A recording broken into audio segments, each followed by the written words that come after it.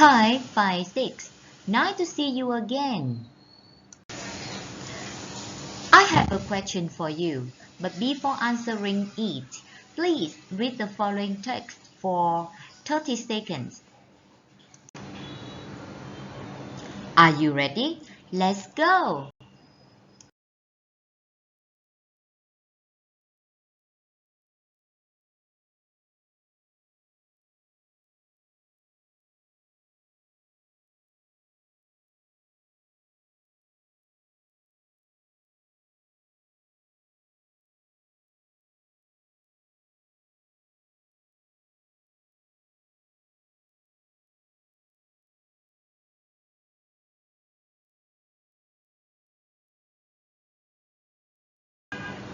And now, read the following infographic. You also have 30 seconds to read. Are you ready? Let's go!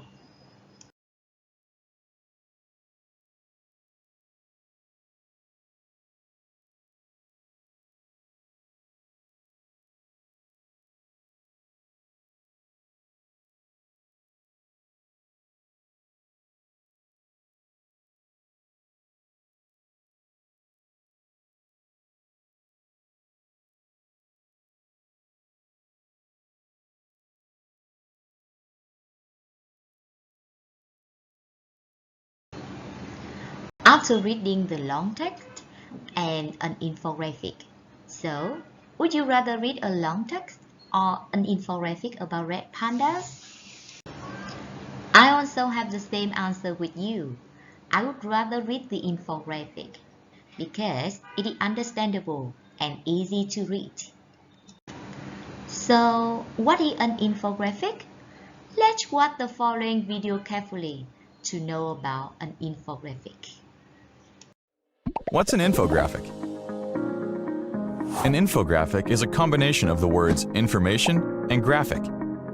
According to Merriam-Webster, an infographic is a chart, diagram, or illustration that uses graphic elements to present information in a visually striking way.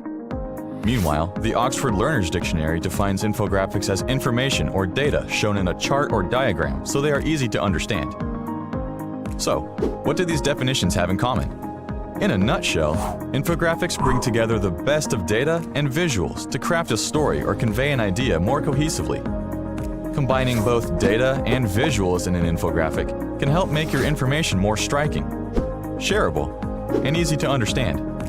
The beauty of infographics is that they're versatile. You can share them on social media or attach them to an email. You can also embed an infographic on your website or print it out as a brochure or poster. Do you need numerical data to be able to make infographics? Not necessarily. You can make an infographic based on qualitative information, like when you want to explain a process, define an idea, or highlight differences and similarities between two or more concepts. The possibilities with infographics are endless. Ready to make beautiful, engaging infographics? I'm sure you understand about infographic now.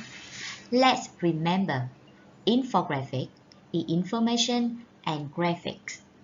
In another way, they are a chart, a diagram, or illustration that use graphic elements to present information in a visually striking way, so it is easy to understand for the reader. Let's see other examples of infographics. Today, we'll study how to draw an imaginary food chain. I know you understand food chain very well, but to draw an imaginary food chain, you need to pay attention to something. Now, let's look at the imaginary food chain. What can you see from this? Yes, you can see the titles and introductions.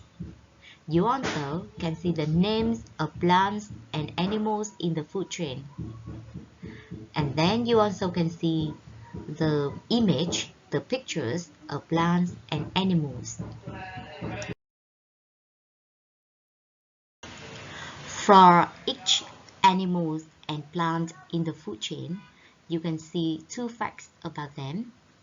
And lastly, you can see the arrows.